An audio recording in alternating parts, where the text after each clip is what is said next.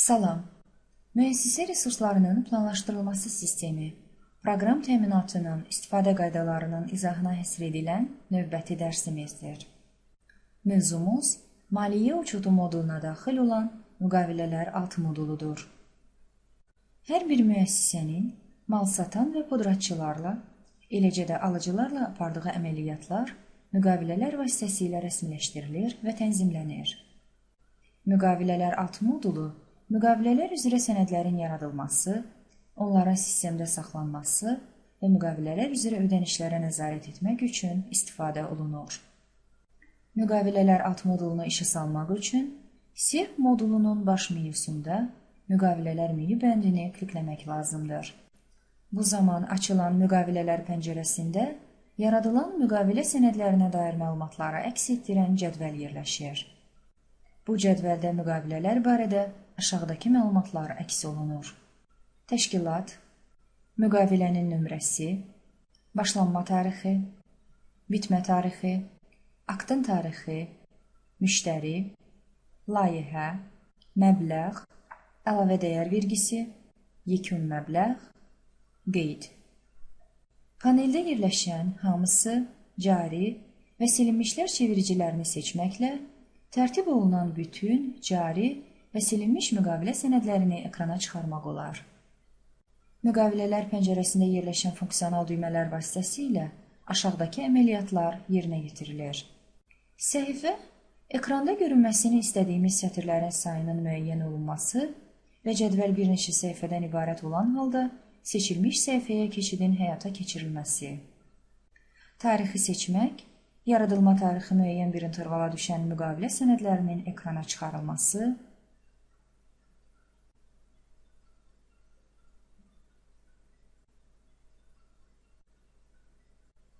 yeni müqavilə sənədinin yaradılması, filtr, müqavilələr üzrə axtarış əməliyyatlarının aparılması,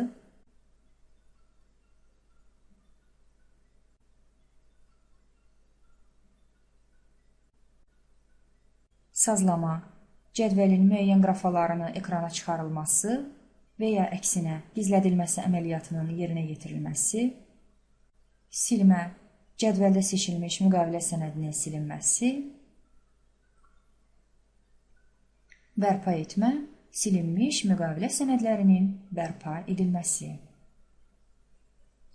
Müqavilə sənədlərinə dair cədvəlin sonuncu sütununda yerləşən funksional düymələr vasitəsilə aşağıdakı əməliyyatları yerinə yetirmək olar.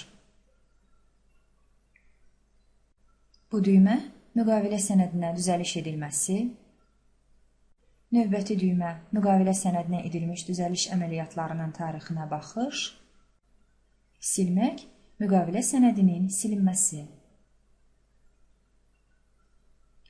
Yeni müqavilə sənədini yaratmaq üçün müqavilələr pəncərəsində yeni düyməsini klikləyirik. Bu zaman ekranda yeni müqavilə sənədinin yaradılması üçün nəzərdə tutulmuş pəncərə açılır. Yeni müqavilə sənədinin yaradılması aşağıdakı mərhələlər üzrə aparılır. Əvvəlcə, ekran formasının aşağıdakı vacib olan sahələri doldurulur. Müqavilənin nömrəsi, sənədin nömrəsi klaviaturadan daxil edilir.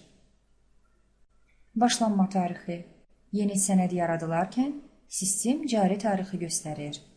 Lazım gələrsə, bu tarix dəyişdirilə bilər. Müştəri sahəsinə məlumat açılan siyahıdan seçilərək daxil edilir. Digər sahələrin məlumatları da lazım gələrsə doldurula bilər. Müqavilənin nüsxəsini əlavə etmək lazım gələrsə, bu halda müqavilənin nüsxəsi sahəsində müvafiq faylın yerləşdiyi qovluğa giriş üçün yol göstərilir. Əgər fayl yaddaşda saxlanılarsa, sahənin aşağısında yaranan hiperistinad vasitəsilə müqavilənin məzmununa baxmaq olar. Növbəti mərhələdə müqavilənin tərkibi bölməsini doldurmaq lazımdır. Bu bölmədə müqaviləyə əsasən alınan və ya satılan mallara dair cədvəl yerləşir. Bu cədvələ mal materiallar əlavə etmək üçün əlavə etmək düyməsini klikləmək lazımdır. Nəticədə malların siyahısını əks etdirən pəncərə açılır. Paneldə yerləşən axtarış düyməsini sıxmaqla siyahıdan lazım olan malı axtarmaq olar. Bu siyahıdan lazım olan malı əlavə etmək üçün əvvəlcə pəncərənin yuxarısında yerləşən açılan siyahıdan malın daxil olduğu mal material qrupu seçilir.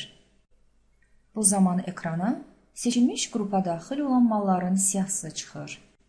Bu siyahıdan seçdiyimiz malın qarşısında qeyd işarəsini qoyuruq və əlavə et və OK düymələrini sıxırıq.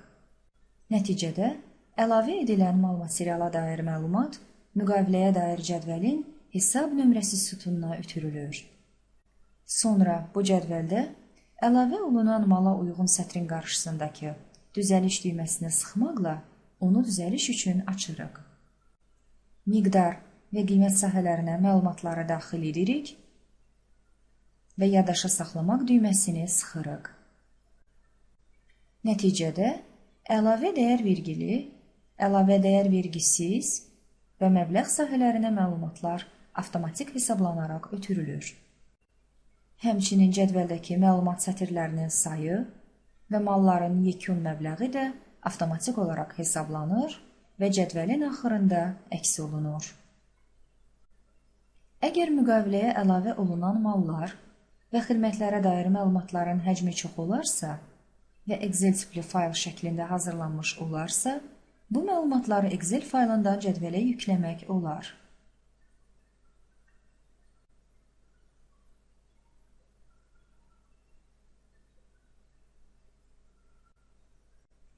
Növbəti mərhələdə ödəniş cədvəli bölməsini doldurmaq lazımdır. Bu cədvəldə müqavilənin məbləğinin hansı qaydada ödənilməsini əks etdirən məlumatlar əks olunur. Cədvəlin hər bir sətrinə aparılacaq ödənişə dair aşağıdakı vacib məlumatlar daxil edilir. Tarix sahəsinə ödənişin aparılacağı tarix klaviaturadan daxil edilir. Faiz. Bu sahə müqavilənin məbləğinin hansı faizinin ödəniləcəyini göstərir. Bunun üçün əvvəlcə faiz checkboxuna qeyd işarəsi qoymaq və faizi daxil etmək lazımdır. Sonra yaddaşa saxlamaq düyməsini sıxsaq, məbləğ sahəsi avtomatik olaraq hesablanır. Həmçinin aparılacaq ödənişlərin sayı və onların yekun məbləği də avtomatik olaraq hesablanır və ödəniş cədvəlinin axırında əks olunur. Əgər müqavilənin fəaliyyətini dayandırmaq lazım gələrsə, bu halda bitmə tarixi sahəsinə müqavilənin dayandırıldığı tarix daxil edilir. Nəhayət OK düyməsini sıxsaq, yeni yaradılan müqavilə sənədi müqavilələr pəncərəsində cədvələ əlavə olunur. Müxabirləşmələr düyməsini klikləməklə açılan cədvəldə müqavilənin hansı nömrəli, hansı tarixli sənəd üzrə və hansı məbləğdə müxabirləşmədə əks olunduğu göstərilir.